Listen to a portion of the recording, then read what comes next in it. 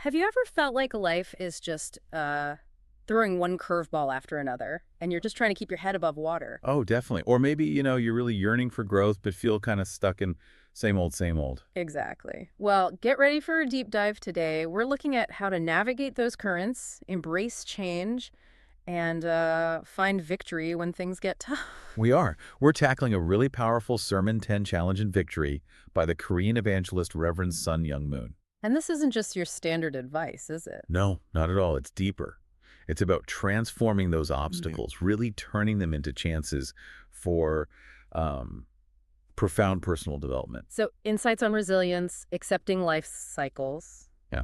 What else? And the mindset you need to really thrive. That's the core. Okay. Our mission then is to pull out the practical wisdom here, help you see change not as a threat, but more like a stepping stone Yeah. to become, well-informed and empowered. Let's unpack it, see what surprising facts and maybe aha moments pop up. Right, let's jump in. So the Reverend starts with something relatable: seasons. Like the 4 seasons, he says life has phases. Childhood, youth, Middle age, old age. And he makes that point you wouldn't wear winter clothes in summer, right? obvious, you'd think. But it really makes you wonder why we accept nature's cycles but fight them so much in our own lives. Yeah, why do we resist? Especially that desire for, eternal youth. Well, what's fascinating is how he points out this fear of change, thinking it means decline. It's completely at odds with how life actually works. Change is life. Right, and we want things to stay the same, comfortable. But even our moods have ups and downs, don't they? The sermon says you may think that you want to have no downs at all in your life, but that cannot be. So it's not just that change happens, but our resistance is the real issue. That seems to be the core insight there. Our resistance is illogical, like trying to argue with summer following spring. It's the resistance, he suggests, that's the problem. Okay, that really clicks. It's not the change, it's the wanting things not to change. Exactly. And he drives it home. Right. If you were to insist that you would always live in summer, and if you never prepared for the winter, you would have a problem when winter arrived. So simple, yet so deep.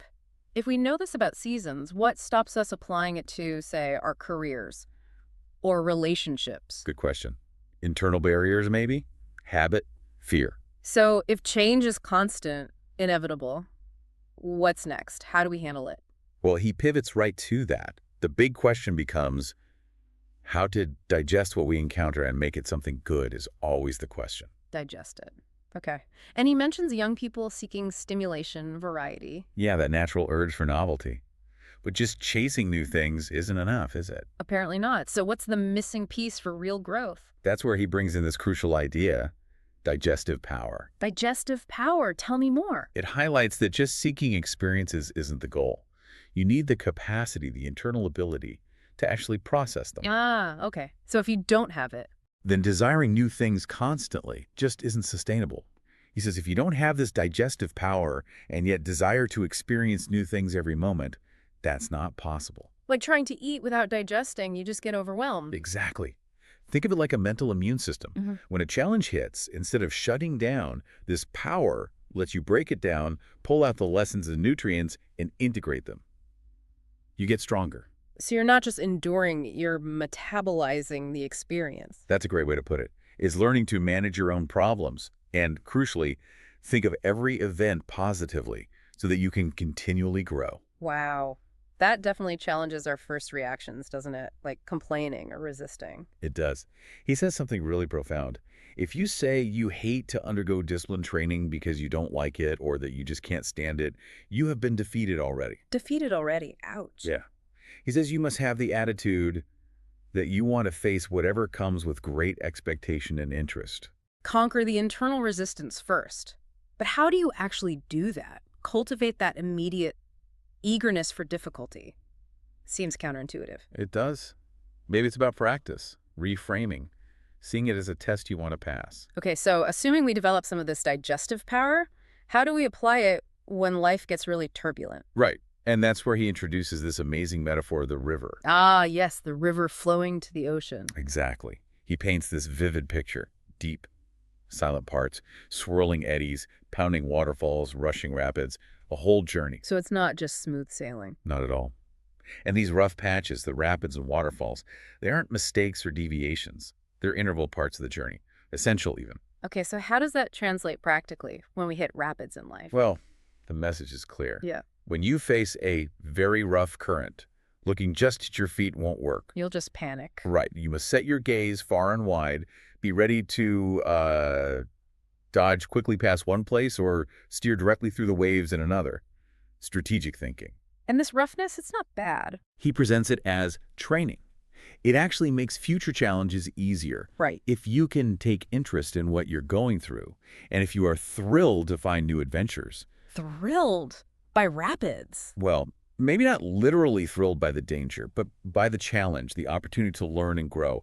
That builds zeal and capability for even bigger things later. So it's about perspective again, seeing obstacles as training grounds, developing a long-term view. And cultivating a bit of an adventurous spirit, maybe. And what about just being swept away? The sermon mentions that too, right? It does. If you are riding the wave, however hard you may struggle not to be carried on the current, you cannot resist it. You can't fight the river itself? No, but listen to this. Only by having gone over the rocks and waterfalls can you lead yourself to the heart of the ocean. Wow. So you have to go through the hard parts to reach the goal. Exactly. It's not about fighting the current, but mastering how you navigate within it, using its power even. It really reframes that whole idea of resistance versus flow. Sometimes letting go, or rather surrendering to the reality, is the first step to gaining control. That seems to be the essence of it. Okay, this leads to another challenge in the sermon. Choosing your path. Ordinary person, sacred person, or great leader. A big question. And I bet a lot of listeners are thinking, yeah, I want to be a great leader. Sure, but what's the catch? What's the real demand behind that ambition? Well, the sermon warns, a leader cannot be made overnight. It's not instant. It takes time. And trials. Such a person has to endure many trials, and with often desperate effort, he must persevere and be ready to face still more. Desperate effort, constant readiness for more hardship? That sounds intense. It is. He uses the analogy of a great general. Their fame fades fast if they aren't willing to live sacrificially for his nation, even when there's no war. So the commitment isn't just for crises, it's constant. Peacetime, too. Exactly. And then comes this really striking image, Yeah. Niagara Falls. Right. What was that again?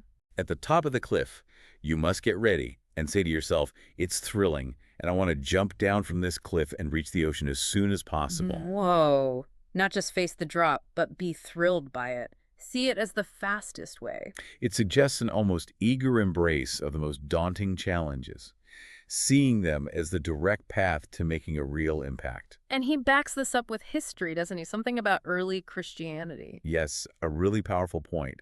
If Christianity had not been persecuted by Rome at that time, I don't think Christianity would have progressed to today's level. So the persecution actually made it stronger. That's the argument, like a river needing a high dam to build up real force. If there's only a low dam, then a strong current of water will overflow it.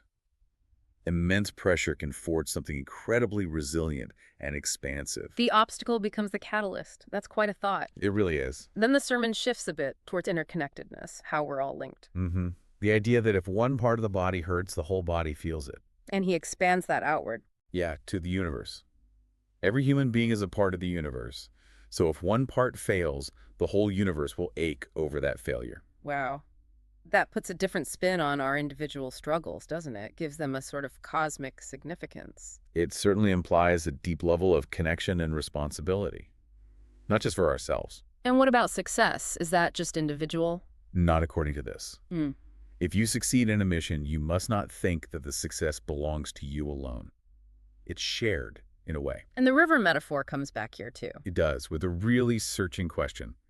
Would you join that great river or one of the tributaries? Everyone wants the mainstream, I guess. Right. But to reach the mainstream, you must flow past all the obstacles in the tributaries. You have to navigate your own smaller stream first. Okay, makes sense. But then it goes further. Don't just join the mainstream. Absorb other drops of water into yourself to form a mainstream yourself. So become a force that gathers others.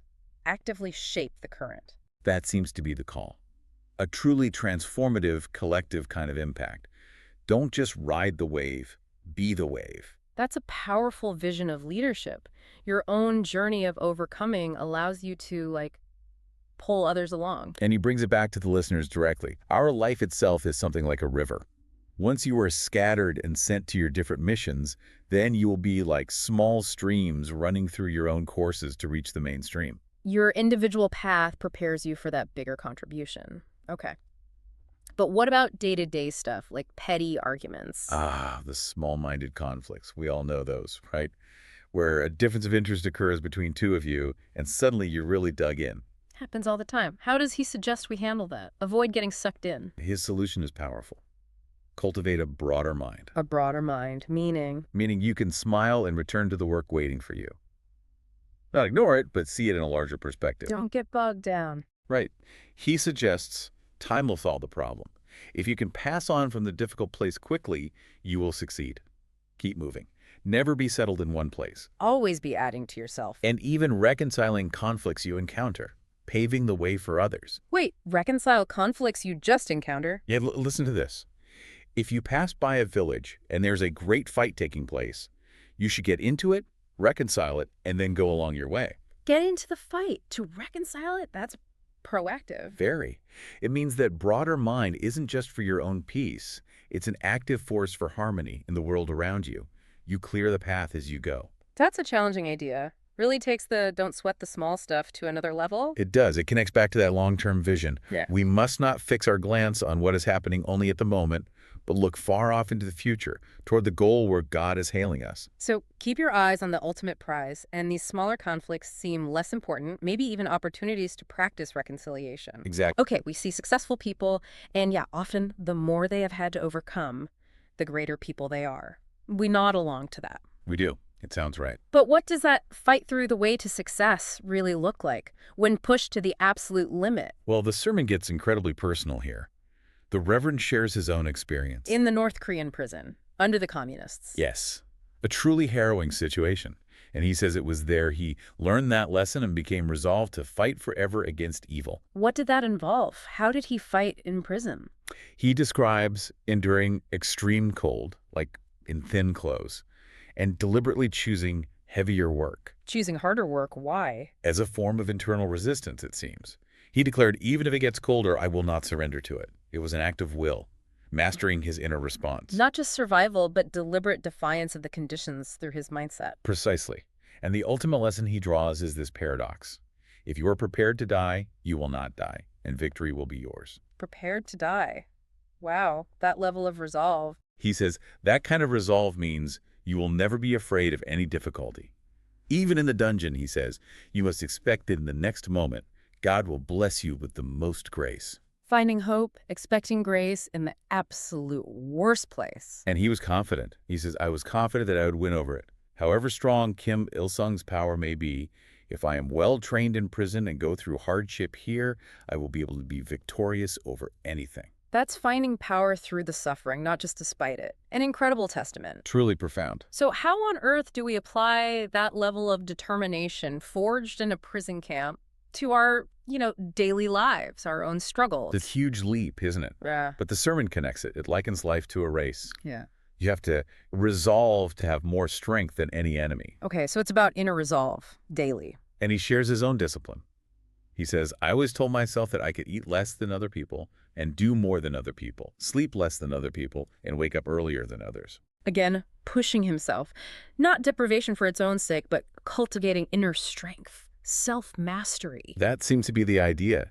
And he asserts there is always a way out if you look for one, even when things seem hopeless. Always a way out. Really? He cites his own experiences teaching even in prison, learning wilderness survival. He says, I know how to feed myself with wild herbs. He prepared mentally. I always imagined that I might be faced with any difficulty. Then I studied to learn the secret of overcoming that. Pre-planning for hardship, learning skills before you need them. Exactly. And the core takeaway for us maybe is this. Focus on today, on this very moment. And if you are the victor in your heart right now, you'll be victors after going through the entire course. Win the moment. Cultivate that inner victory now, and that carries you through. That's the essence of it, present moment mastery. Wow. Okay. What an incredibly powerful deep dive that was. Resilience, change, sheer force of will. From a flowing river to a prison cell, yeah. Yeah. It's a really compelling framework for tackling life's challenges. It really shifts the perspective, doesn't it? From passively reacting to actively shaping your journey, seeing every moment as an opportunity. Indeed. The message isn't really about dodging difficulty. It's about transforming it. Developing that digestive power. Right. Embracing the thrill, maybe, of the unknown.